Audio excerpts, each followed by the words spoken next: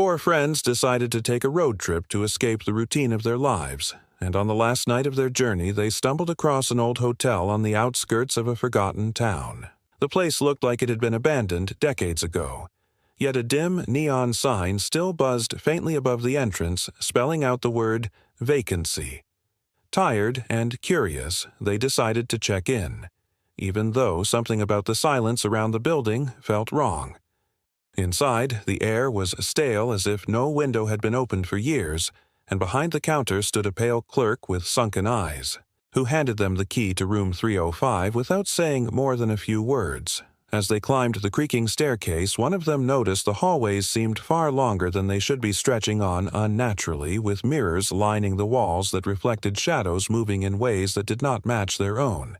Laughter echoed faintly behind closed doors, though the hotel seemed empty, and when they reached their room the door opened before they touched the handle as if inviting them in. The room smelled of mildew and dust, yet the beds were neatly made as though expecting guests. Trying to shake off the unease, they decided to stay. That night, strange things began almost immediately. The television in the corner turned on with nothing but static. Even though the cord was cut, one friend swore she saw a figure standing at the foot of her bed, but when she blinked it was gone, leaving only deep impressions in the carpet as though someone had been standing there for hours. Another woke up with scratches running down his chest. Though the door and windows were locked, the whispers began around midnight soft.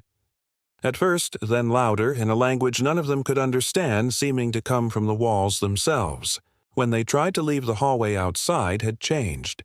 Instead of the lobby, the stairs led them back to the same floor again and again, with every corridor identical and each turn ending at the same door number 305. Panic set in as they realized the hotel was twisting around them, trapping them inside. They returned to their room only to find a guest book lying on the nightstand, its pages filled with names stretching back 100 years. Every entry ended the same way: checked in, but never left.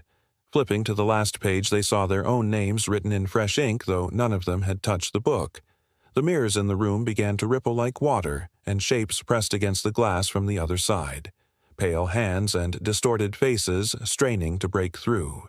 The friends huddled together, but the lights flickered out, plunging them into darkness, and in the black they could hear breathing all around them as though a crowd had gathered.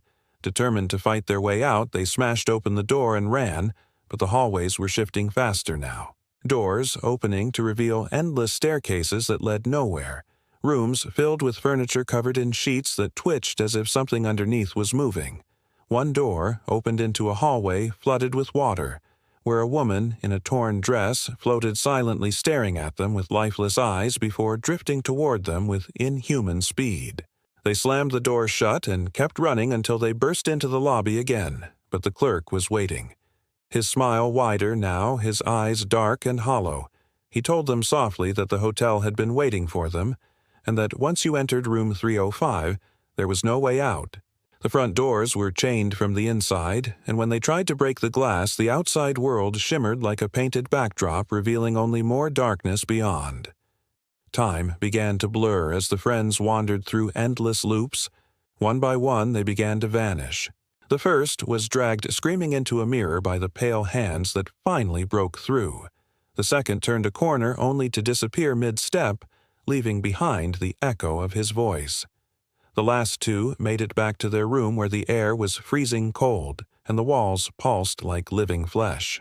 They clutched each other as the ceiling split open, revealing a black void above from which a chorus of voices poured down, calling their names again and again. When the void reached for them, the room collapsed and they were gone. No one outside ever saw them again. Travelers passing through the town sometimes notice the faint glow of a neon sign in the fog. Some claim they hear laughter if they get too close, and if anyone dares to check in, they will always be handed the same key with the number 305 carved into blackened brass. By the same pale clerk who has been standing behind that desk for longer than anyone can remember, the guest book always waits on the nightstand, its pages turning slowly as if ready to record the next names. Names that once written can never be erased.